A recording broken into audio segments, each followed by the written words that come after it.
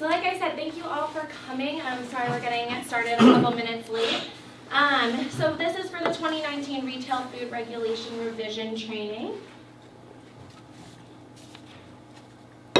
All right, so on January 1st of 2019, Colorado is incorporating by reference the 2013 FDA Food Code with the 2015 supplement. So the purpose of us telling you this is if you start Googling for food codes to read through it, there are other versions. So make sure that you're reading the one that we're actually going off of so that you know what the regs are. So the objectives of today is to talk about the changes between the current regulation and the new regulation, what this transition means to you, and then some helpful resources.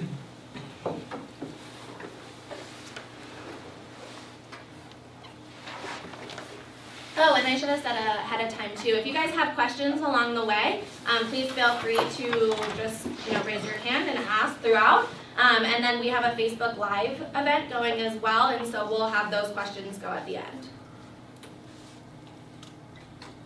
So like I said, there's a few copies of the new inspection report that are up here if you want to look at them. Hopefully you got used to what your inspection report used to look like with the red and the blue criticals and non-criticals from the inspections that you've had historically. So it will look a little bit different, and so if you're curious what that looks like, you can feel free to look at that. It's a little hard to see here, so the printouts are helpful, but it's formatted just a little bit differently, but it looks very similar. So the other thing that has changed in terms of just wording is if you guys have heard of us use the term potentially hazardous food, now we're calling that a time and temperature control for safety food. So instead of PHF, it's TCS. It's all the same foods. It's still your cut up tomatoes, your deli meats, your cooked product. It's still the same foods that are potentially hazardous that are TCS. It's just a different verbiage. So if you hear us during an inspection, say, God forbid you have a cooler down and we're asking what different products are and what the ingredients are and trying to figure out if it's time temperature controlled for safety or not. And so if you hear us kind of use that TCS, it's the same as PHF. It's just a different term. So the other thing that has kind of changed in terms of your report and how things will look in terms of, follow-up procedures on our end, enforcement procedures on our end, is the terms of the violation. So like I had mentioned before, how there was critical and non-critical. Now it's going to be broken up into 3 categories of priority, priority foundation, and core. So what does that mean to you? So priority items are what's directly associated with foodborne illness or injury. So food temperatures, date marking. It's kind of similar to the foodborne illness risk factors, the ones that were highlighted before on the old form. It's kind of a similar idea. These are the ones that we care about the utmost because it's what has been, potentially determined to make people sick. So we care a lot about priority items. Priority foundation items support the priority items, such as your equipment, utensils, facilities. So if your priority foundation items aren't in good repair, aren't clean, aren't working properly, you're going to struggle in your priority items, and that's a problem. So priority foundation is the next level. And then core items focus on sanitation and good retail practice, so cleaning frequency and maintenance.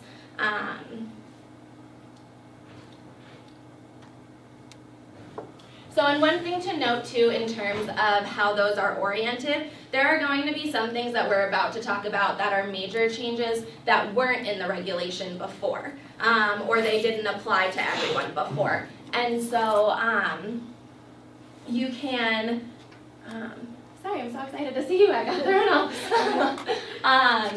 So when you're going through your priority foundation and your priority, when you're going through it, you can know why we care, or why we're doing a shorter follow-up or a longer follow-up. It's all because of that report. Oh, that's what I was saying, so we're going through the major changes. Those are things that weren't in the regulation before, so they're brand new requirements for you. There are some things, however, that have just moved in terms of priority. So say something was previously a non-critical, but now it's a priority foundation. So we didn't used to do a follow-up for it, but now we will. So there will be some changes that kind of happen in terms of redistribution, but it's not much, and it shouldn't, affect you too much. Any questions on that? Okay.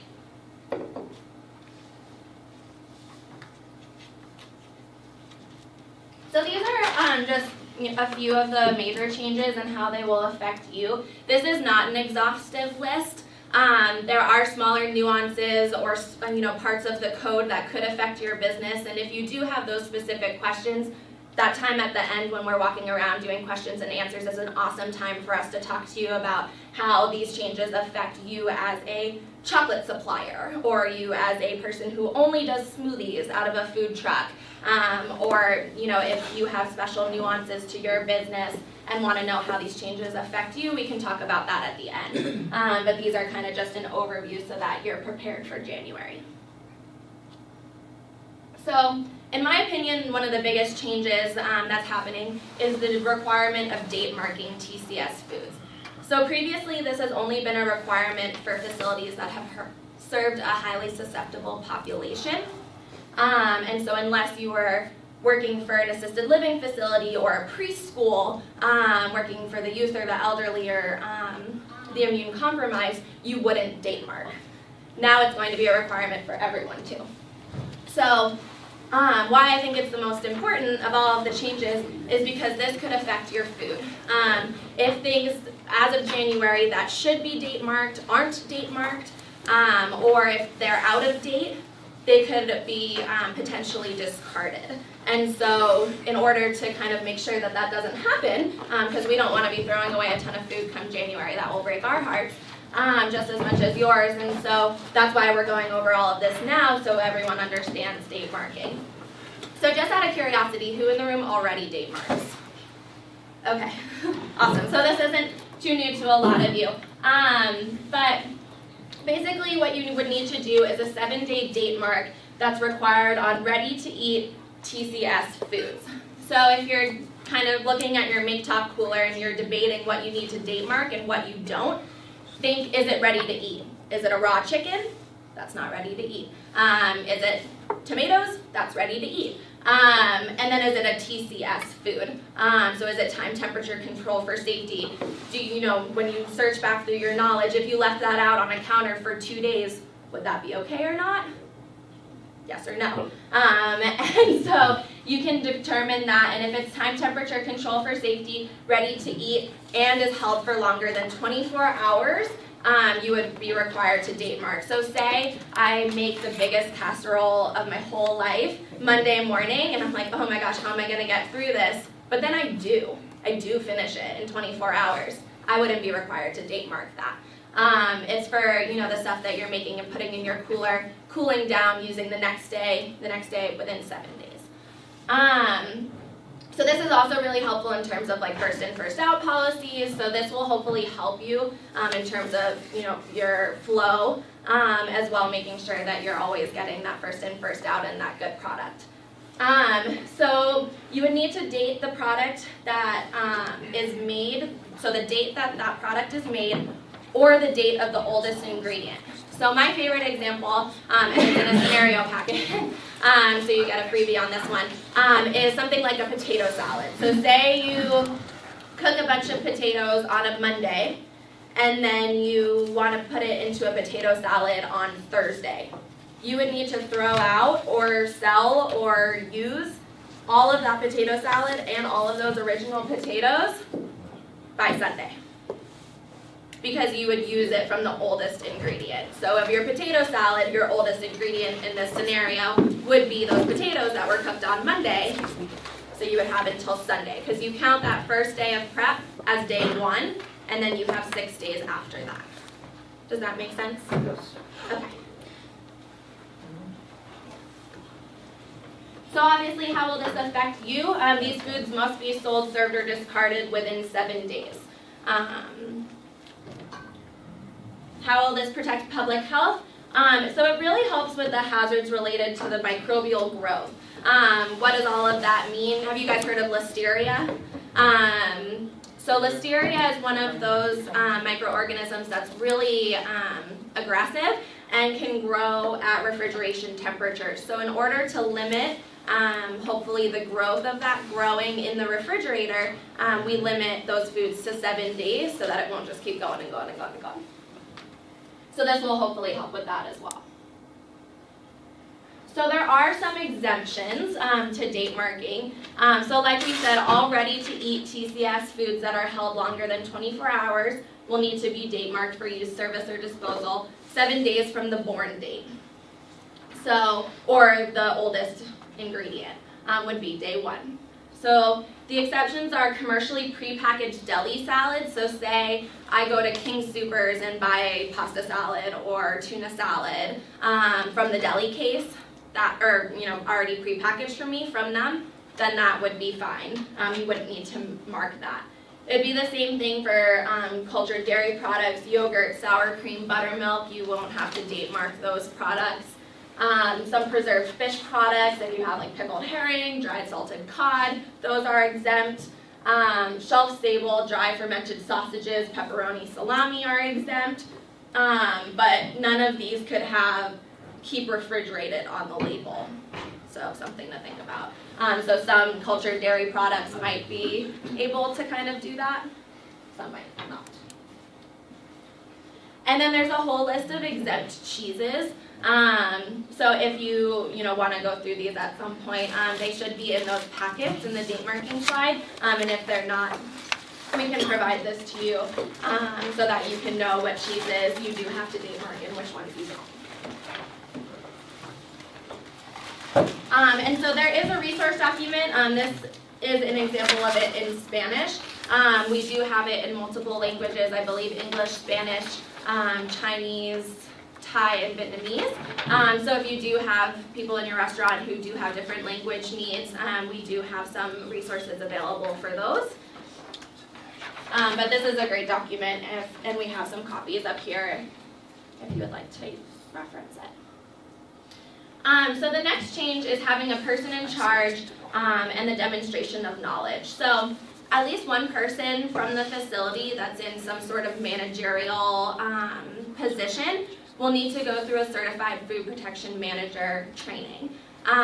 So some things that we've kind of noticed that we just want to clear up is that person does not need to be on site at all times. It doesn't need to be every single shift manager in your entire restaurant so that there is a certified food protection manager there at all times. That would be awesome. We would love that, but that's not the requirement. And so you just need to have someone, whether that's a employee or a shift manager, general manager, regional manager. I would advise you not to stretch too far. I mean, one person, the point of this is to have somebody to kind of promote the culture of food safety in the establishment and really educate and supervise and bring the whole establishment up in terms of food safety. So if you're that one person and you're being that person for 6 different restaurants, that's really hard. I know I would feel really spread thin. There's probably some people in here who do that, and I'm very impressed by you, but I would think that would be really hard. So think about it. It does technically meet the requirement. But we would like to see, as many people trained as possible. We're, big proponents of education here, so we're all about it. But technically, it just has to be that one person. How do you check for that? In terms of next year, like how we're going to verify it? Yeah. We're going to be looking for certificates. Okay. So whether they're digital copies or paper copies, we'll be looking for your actual certificate so that we can determine if it's from one of these 5 accredited programs. Okay, and can it be a card or the number? I believe so. We would just need to verify the name. Okay. Yeah. Who's certified. Yeah. Okay. So the point of why we're looking for that verification is because in the regulation it does actually look for some sort of proof that it's from one of these accredited programs, and so however you want to prove that,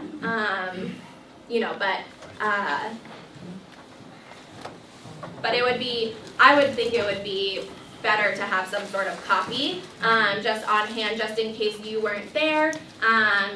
Say you're at your restaurant, you're the certified food protection manager, you have your card in your wallet with you, and you run to the bank, or you have a family emergency or something happens. We come in for your inspection, and they don't have proof of your certification.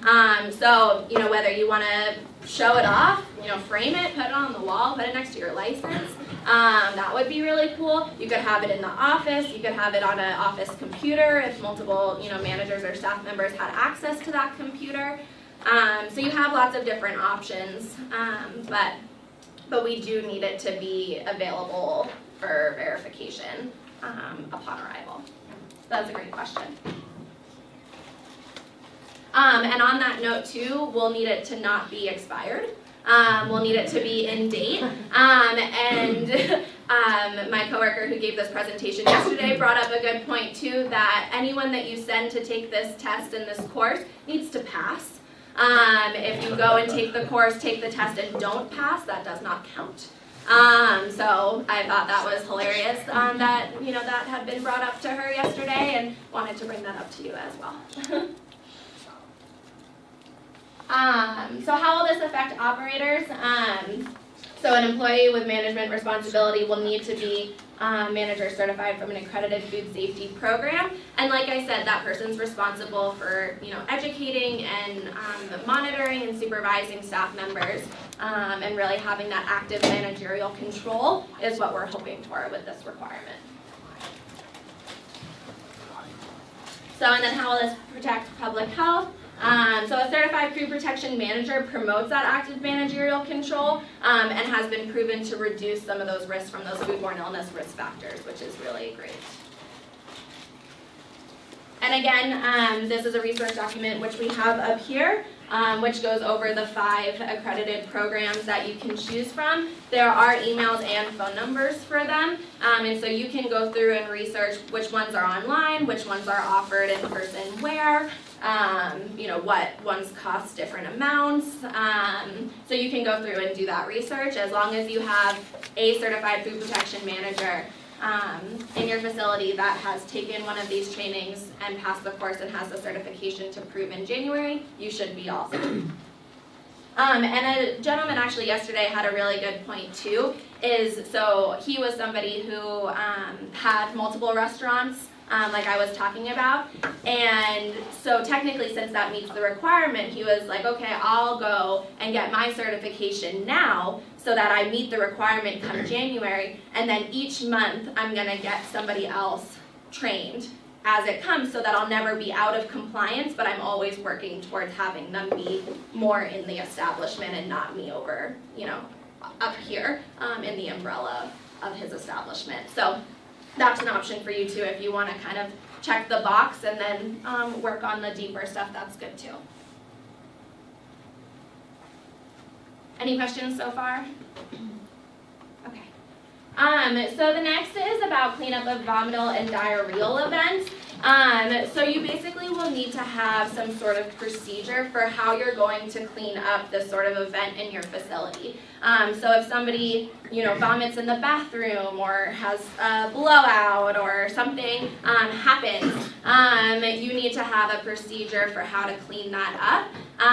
And so in that same packet as well, in this resource document down here, the state has come up with a policy that goes through the correct way to do this cleanup, and that's provided to you, and so you can use your own procedure. You can change this procedure and kind of tweak it to make it your own, or you can just adopt this one entirely, and when we come in and say, do you have a policy for how you would clean that up, you'd say, yes, it's right here.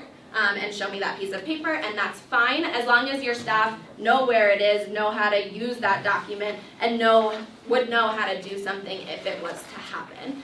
We don't want it to just be a piece of paper in a binder somewhere. Post it, make it known, make sure your staff knows what to do, so they don't just use their regular sanitizer or use a regular mop or broom or something that isn't what we would want them to do. So you will need to inform all employees on how to safely clean up bodily fluid discharges. You will also need some sort of kit, whether that's a purchased kit or something that you kind of put together yourself, so that you have all of the materials necessary to clean that up. I'm sure you could find that similar to finding a first aid kit or something of that nature. And this reduces the potential for spreading harmful bacteria or viral pathogens. So lots of things can be spread when somebody vomits or has diarrhea. But the thing that we care most about for this is norovirus. And so the reason we do have these cleanup procedures so specific is to prevent against the spread of norovirus. Can we get that? Is that online? So this is both online, and then we do have paper copies as well. The last slide with the pictures. Oh yeah. I'm sure. Yeah, it's through the state. I bet it's We just could on also- Google, and we can also It's just. on the state website, but if you'd Yeah. like that, we can provide some copies. Come on in. But yes, absolutely. Quick question, is this presentation online? So it isn't yet, but it will be. It will be? Yes, probably in the next week or so. Okay. Yep. And so this will all be, and this is actually being recorded right now as well. And so you could watch it, or you could just read through it as well.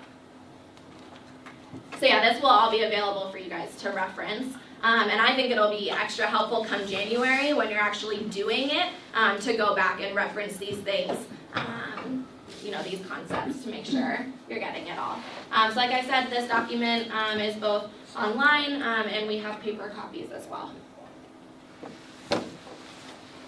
So hand washing when changing tasks. So what has changed about this is, so right now in our regulation, if I was making sandwiches with gloves and I got some mayonnaise on my glove and I took my gloves off, before I put new gloves back on to just keep finishing that same sandwich, I'd have to go wash my hands before putting those new gloves on, right? I'd have to wash my hands every single time I take those gloves off, wash my hands, put new gloves on, whether I'm changing task or whether I'm staying in the same task. That's changing for next year. So next year, if you're not changing tasks, so say I'm making sandwiches, I get some mayonnaise, I can take those gloves off, put them new ones back on, and keep making those sandwiches as long as that's all that I'm doing.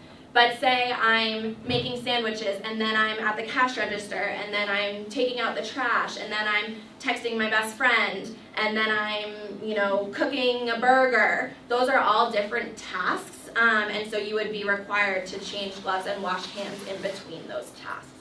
Does that make sense? So employees will be able to change their gloves without washing their hands as long as that task change and contamination doesn't occur. So say you're the burger person, and that involves taking it from raw, putting it on the grill, and then taking it off the grill and making it into a burger sandwich. So even though you're making a burger and that's the same task, you're going from raw to ready to eat. So a contamination has occurred, so that wouldn't work. You would have to take those gloves off, wash your hands, put on new ones. Or say a contamination occurs in a different way, like me talking on my cell phone, or me touching my hair, pulling up my pants. Say there's a contamination of a different way. I go to the restroom, that's a contamination. I would hope that we would take our gloves off, wash our hands, put new ones on. And so when you think about it this way, think about it, am I changing task? Has a contamination occurred? So some examples of task change which would require a glove change and a hand wash include a lot of what I just said. So switching from raw to ready to eat, from cleaning to food preparation. So if you're going from sanitizing the counters to making a sandwich. If you pick an object up off the floor, if you touch your personal self or your belongings, after coughing, sneezing, using a tissue, consuming a food or beverage, you would still need to take those gloves off, wash your hands, put on new ones, and as often as necessary to remove the soil and contamination. There might be some people who are doing that same task of making a sandwich for 10 hours a day, that doesn't mean we don't want them to not wash their hands for 10 hours. So definitely think about it to remove that soil and that contamination as necessary as you need to. Still a max of 4 hours, correct, on that? I don't know if that's a rule, is it? I have to look that one up. Yeah. Anything I would have to says look. 4 I hours. haven't heard of that. I would hope that it's way Yeah. more frequent than that. But yeah, I guess that's a good. Don't go beyond that. But I'm not sure if that's actually in the code or not. I would have to look. Okay. But yeah, I would hope more frequently. Okay, so how will this protect public health? So this ensures that employees can efficiently and safely prepare food without unnecessary interruptions. So we would rather that sandwich person, put those gloves on and keep doing their task and wash their hands when they're done before they change their task, than be so frustrated having to change their gloves and wash their hands in between every single time they get mayonnaise on them, that they just say, the heck with it, I'm not washing my hands anymore. I hate hand washing. That's what we don't want. And so we just want staff to efficiently be able to do their job safely. And so they were able to figure out that this is a way that could kind of help both ends. Any questions on when you would wash your hands or when you would be required to under this new rule or not? Okay. Awesome. So hand washing signage. So now a sign or poster that notifies food employees that their hands need to be washed is required. And so it can be as minimal or as fancy as you want it to be. You don't have to go out and buy, $500 placards. We do have some stickers here that are available to you that you're more than welcome to take. You can use things that you find online. Feel free to be creative. It's not meant to be a really financial burden for you all. The reason why we're doing it is because and it says it right here. So you'll have to post signs. But why we're doing this is because studies show that visual reminders really help with hand washing, and reduce those future outbreaks. So there will be hand washing signage required, but like I said, we're willing to help you out in terms of making that realistic for your establishment. The next one is in terms of take-home food container reuse. So the refilling of take-home food containers or for food or beverages is now allowed. So this is kind of an interesting concept to me. I had a hard time wrapping my head around it. So what I was kind of thinking of is think of things like bringing your to-go mug from your own home to a Starbucks or some sort of coffee shop to have them fill it back up with drip coffee. That's been approved, and that's okay, and that still is okay. So, but say you have a restaurant that gives you like really nice Tupperware that you can run through the dishwasher a million times and it still stays good. That now you could bring back to the establishment as long as they can wash, rinse, and sanitize it. They could refill that container. Yes. So what if a scenario, Yeah.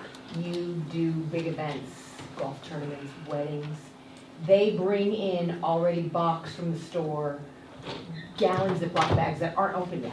Okay. Can they use, or Tupperware that's, obviously any Tupperware we would wash, but gallon bags? So it has to be smooth and easily cleanable. So it couldn't be. That are brand new, but not opened yet, yeah. I mean, I would be interested in an opinion from you on a brand new plastic bag. Because This is usually Mindy, they she's bring, our food they'll program go, manager. if they do a wedding and they go, we paid for this food, we're taking it. Right. We are taking this food. Here's our gallon bags that we just purchased at Costco that aren't even open yet. Right. In that situation, it's their food. It is their food. Yeah, so they can do, just like if you went to a restaurant Right. and you had half a burrito left, Right. it's your food, you could stick it in your purse if you wanted to. It's nothing. Right, It's but they yours. are taking it home and then say, somebody gets sick and they're like, we don't know, we ate it, the Den at Fox Hollow. That's all I know. Yeah, I just want to, And it's theirs at that Yeah, point, you that's can true. provide something to them, but if they're like, They we bring want their to own put it stuff, in right. here, it's Okay. their responsibility at that point. It's Okay. just like if you go to the grocery store, Right, you leave a gallon of milk in your trunk, it's not the grocery store's right, fault. right, okay. That's, they're not responsible for how you treated that. It's the Right. same thing. And if they brought their own containers in, I should be washing them beforehand or no? If they, not gallon bags, but say they go, here's all my Tupperware, box all my food up. Or we're gonna box our food up. It's the same kind of thing, it's on them, but Okay. if you want to do that, Okay. it'd definitely be better Okay. that way. Yeah. But like I said, you're not, it's like, hey, it's your, do what you want with it. Right, If you're providing that service to them, then it needs to be something more like what Allison's right, describing. okay. So we don't want, it sounds kind of dramatic, but like we don't want somebody going to a restaurant and being like, here's my shoe, put some chili in it. Or here's a burlap bag, can I fill it with egg salad? And so it shouldn't probably affect too many businesses. If you do have more questions on how it would specifically affect you, we're more than happy to, dive into that a little bit more at the end.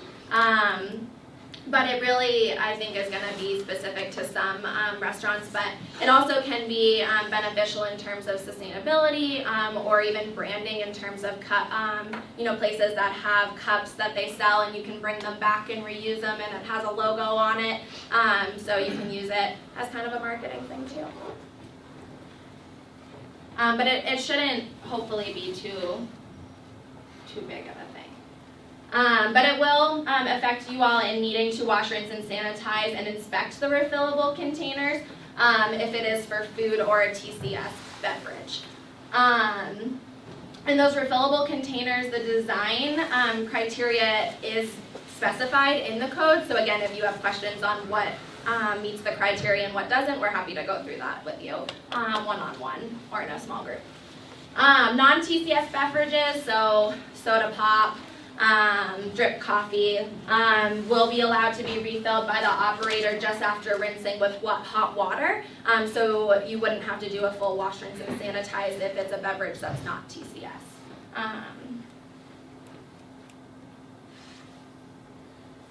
And then this ensures that reusable containers are durable and are capable of being adequately cleaned and sanitized before refilling. Like I said, so that somebody doesn't bring something that can't be adequately cleaned and sanitized, and then you're refilling it.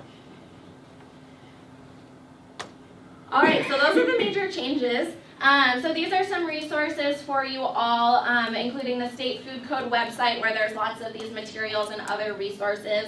The regulation itself, if you're interested in reading through it, you can reference it here. We do have a food safety Facebook group that you can feel free to join. I'm sure we're going to be posting a lot of resources and things as we're getting closer to January, and then my hope is in January to be able to kind of share with you all through Facebook kind of what we're seeing or great ideas for how to handle certain problems that we're seeing in the field. So if you're interested in going on that Facebook group, the link is right there. We also have resources on our website if you want to get them through our website. And like I said, this presentation and some other resources will be put on our website and on the Facebook group, so either way.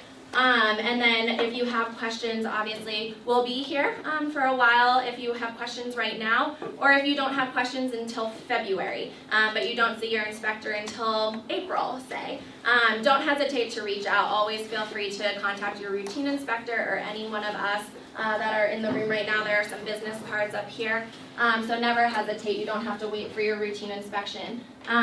Part of why we're doing this, and this will go into 2019 as well, is trying to prevent those violations. We want you all to feel comfortable and confident in the new regs so that when we go in, you're like, I got this piece of cake, let me show you. My Certified Food Protection Manager certification is hung up right here. Let me show you my policy, and you're ready to go. So again, if you have questions before your inspection, ask then, because then it could result in probably helping in that violation in the future. Again, we talked about this a lot, but there are these resource documents. The PDF documents are available online. And then there are also some 10 questions, kind of questions and answers on the major changes if you're interested in that. It's both online and we could provide, we could go print out some copies if you wanted to look at that. All right, so I'll open it up for questions if anyone has any questions off the bat. All of that? Yeah, Simple date marking. yes. Most of my stuff we go through within 7 days, so we're simple value. But as an example, a French ham, I'm gonna pull it out 3 times during the day, cut, rewrap, cut, rewrap, cut, rewrap. We put up write-on labels on the side of the cooler, so now that we can write date, ham, date.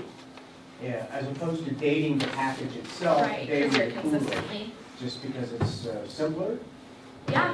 Then you're not having to go back and write the date down in the original opening date. Yeah, I mean, I'll look at my I would think that that would suffice. It says as long as it's approved by the regulatory authority. So when your inspector comes in, just discuss that procedure. They shouldn't have a problem, especially because it does look at the rewrapping of those items.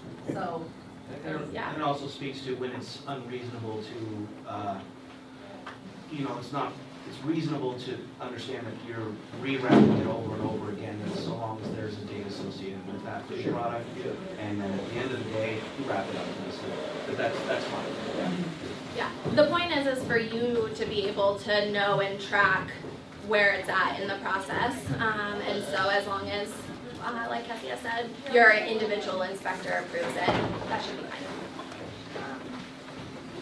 But yeah, that's a perfect example of some of those kind of nuances that we'll be, I'm sure, hearing about come January. Any other questions? No? Okay. So we do have some scenario packets for you all. So if you are around a table, awesome. If you are not around a table, we can grab some extra chairs and you can get around a table. You can work on these individually or as a group. And then we'll just maybe go over them at the end. If you do need to head out early and you want to know if your answers are right or something like that, just feel free. And then our inspectors will be walking around and answering questions throughout, so feel free to flag any of us. And the rest of the time, up until noon, is really just kind of open house. Stay as long as you like. But the scenarios are kind of taking all of this and putting it into your real world, and so if that sounds helpful for you, feel free to stick around. If you're like, I got this, I'm so ready, I feel great, you don't have to stay if you don't want to. But I do appreciate you all coming, and definitely feel obliged to fill out a survey before you go. Looks like we might need a few more. But before you go, please do fill out a survey and give it to one of our staff members. Thank you so much.